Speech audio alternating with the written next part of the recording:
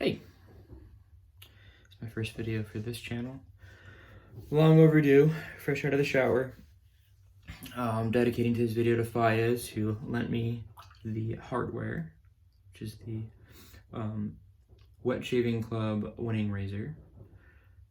Trying to make this video for like 2 weeks, but we're gonna make it today. In dedication to him, I am using Murphy & McNeil's Pisgah, which I've used in my own channel before, but we're not talking about this today. It's a Kodiak base, and I'm sending him a sample of that and the splash for sure because he hasn't tried them yet. But I'm gonna kind of do something different. I'm just pepper in maybe a few shots of me actually shaving. I'm not gonna show the lather process or anything. We're just gonna do an opinion piece on this razor basically. So let's see a bit.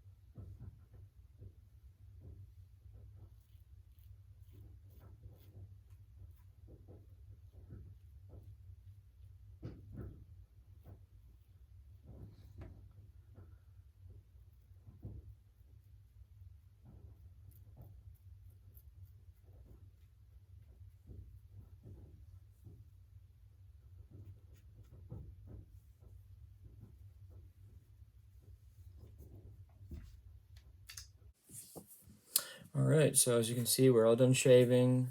Hair's done in desperate need of a haircut. But thoughts on the winning razor? It's a great razor. It really is a great razor. Um, you cannot deny that I just got a very smooth and comfortable shave. As far as American-made razors go, that are stainless steel especially, currently it retails for $55. When I was looking at buying one, they were retailing for $49. But so it's a $6 difference. It's not really a big deal, right? But it is no longer a sub $50 razor is the point I'm making. So there's that. In talking about how it actually handles and everything, so when you look at it, and why I held off on just buying one is you're looking at it online right now, and it looks very slick. You know, there's not traditional knurling. There are some ridges and rings in it that are gonna offer some grip and everything, but really just looking at it, especially the middle of the handle, I mean, when you near the head, there's lots of ridges and everything, and on the end of the handle, there are lots of ridges, but in the middle, it's very much, you know, smooth and blank. And although the handle is smooth, it's not very slippery. And what I mean by that is like just going like this with it, and I should have brought it up with me, and maybe I'll pause here and go get it actually, so hold on. All right, smarter to have the actual razor, right? So here it is again. So even though it's very smooth, and it is smooth, it's got some grip to it. A lot more than you think. I mean, these you can definitely feel the knurling or ridges here. I have trouble calling it knurling. I like more texture to my knurling, like on the Edwin Jagger 316, or even the Rockwell 6S here. I mean, that's not going anywhere. This, a little more slick. The best knurling of the three is going to be on the 6S, but this isn't really a comparison video. I just brought these up here to compare them. So, you know, why not? Anyways, so the issue though is that because this isn't super slick and, you know, it doesn't get very slippery when it's wet and soapy, the fact that the handle and the head are made of the same material means that this has some serious drag, in my opinion, which I know I'm not the only person to notice that and talk about it. People often recommend the 6S to new people in the shaving community, and I would still stand by that. This one isn't the cleanest right now, and it's black, so you're going to show up. You know, just because you get stainless steel, American made, and then you get 6 razors in one. Basically, you have 3 base plates that flip over to different levels of aggression. I keep mine on 4 most of the time. That's my comfort level. I've not used 6, but I'm probably going to do that soon, probably even for one of my own videos. But anyway, so the 3 of these, let's talk about them. I'm gonna weigh them, and I'm gonna film them offhand on my phone here. So hold on. So the winning razor comes in at 4.2 ounces. The Rockwell 6S comes in at 4.15 ounces. And just for fun, the Edwin Jagger 316 stainless steel comes in at 3 ounces. So we have very different razors going on here. As far as this one's just so light, we're not even gonna talk about it. This is a great razor. I just used it in a video on my channel. I don't really do reviews. These aren't reviews, they're opinion pieces, really. I did this one, and I used Barrister Man's Melange, which is a nod to Dune, big time nod to Dune, and it was in the first time using the Omnibus, which is great. So I'm just gonna set you aside. This is a $120 brand new razor if you want to buy one brand new, and it's great. If you find one on the aftermarket for under $100, you need to go ahead and just put that into your collection immediately. So let's compare the winning razor to the Rockwell 6S, because in my opinion, this is where the competition is for American-made stainless steel razors right now that are in the budget range. I mean, we can talk about Carve and Blackland and Above the Tie and Rex ambassadors all day long. But if you are new to shaving and you aren't going to spend a bunch of money right out of the gate, this is where we're at. So a lot of people talk about this razor for new people. And like I said, I still recommend it. They also make the 6C, which is in chrome. And what a lot of people will say, I've not used the 6C, is that there's less drag because the chrome is smoother, obviously, and it'll glide better. It's part of the reason they've been using chrome in razors for forever, because it's going to move against the skin a lot easier, than like stainless steel. That being said, the drag comparison between these two razors is non-existent to me. I mean, this is so much smoother than this razor, in my opinion. Now, I've made this opinion both publicly and amongst my friends, and what people keep saying is, well, if you polished it. Okay, that's true. And if I had the equipment to polish it myself, professionally in machinery, I would probably consider that. But that's not what they're doing with this razor. If this razor functions best being polished, then it should come polished. I don't care if it's $49, $55, $60, whatever. If the best way for a tool such as a razor to work is to be polished, then the people making and selling the razor should be polishing it. I shouldn't have to polish this out of the box. This should be good to go. That, if I buy our vintage razor and find out, oh, the best, it's 100 years old and needs to be polished, then okay, that makes sense to me. But buying a brand new razor out of the box and then being told the way to make it work the best is by polishing it is a no-go for me. I'm sorry. So if the Wet Shaving Club wants to start polishing this razor so that it is as efficient as possible, then they should go ahead and start doing that. I don't think it should cost the consumer any more money, honestly. All right, so thoughts on the actual shave, though. I cannot deny this is a great shave. This is a great north and south razor. This is a great up and down, with the grain against the grain razor with that weight and everything. It gets a little slick because I like to hold my razor about there when I do an against the grain, and because that's exactly where there is no knurling, it makes it kind of slip a little bit, which isn't so fun. I don't have that problem with the 6S, of course, because the smooth part on the 6S is right down here, and it has lots of grip right where I like to hang on to it. If you like to hang on to the end, you're good.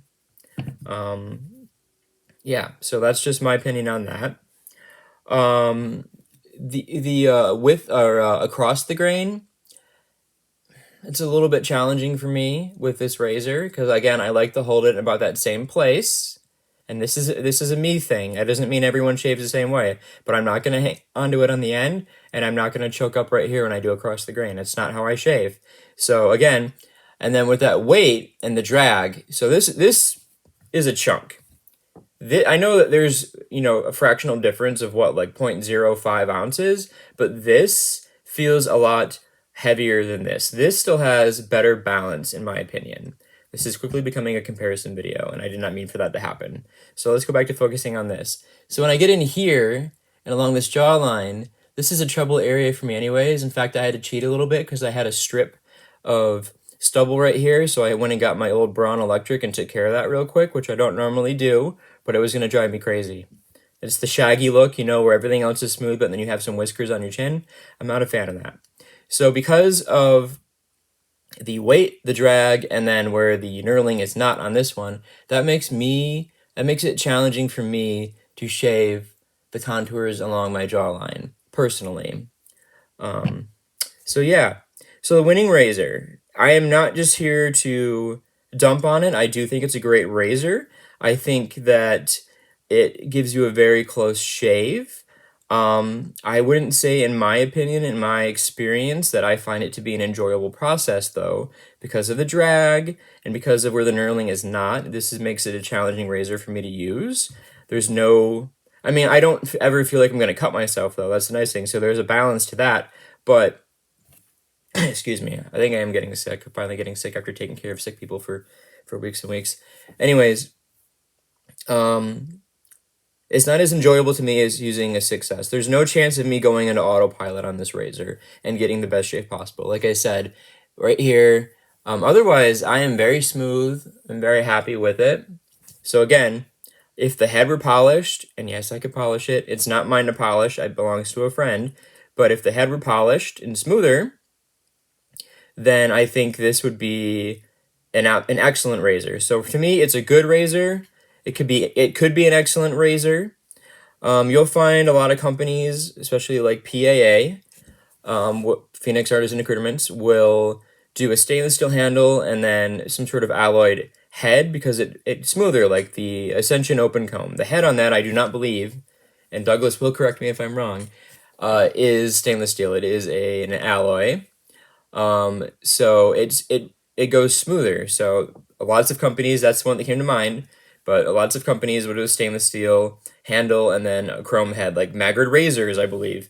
I believe I have a stainless steel handle, which offers more weight and everything, and then the head is chrome because it goes better. Now, the problem with not having it match completely is that over time, yes, they're going to look different. The head and the handle are going to look different because they're different materials. So I get why companies like Rockwell and Wet Shaving Club are using the same materials on the head and the handle. Now, when you get up to like an Edwin Jagger, I don't know what stainless steel they used here. I've been told this is all stainless steel.